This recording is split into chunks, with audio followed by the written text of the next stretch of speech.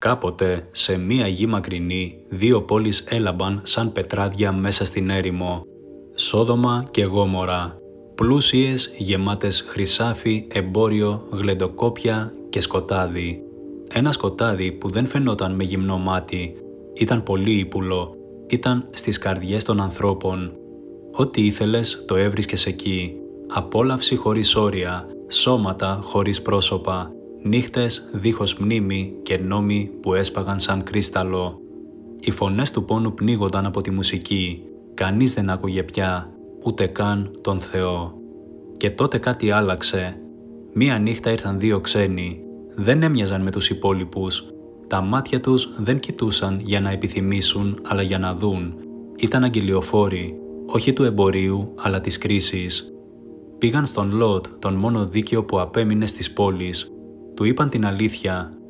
Ο ουρανός θυμήθηκε, η υπομονή τελείωσε, οι πόλεις αυτές δεν θα δουν άλλη αυγή. Ο Λότ δίστασε. Ποιος αφήνει πίσω του τα πάντα, τον πλούτο του, τις αναμνήσεις του, τους ανθρώπους του.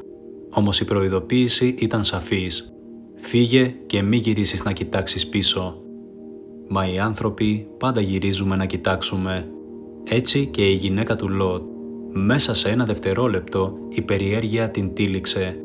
Έστρεψε το βλέμμα της και τότε πάγωσε.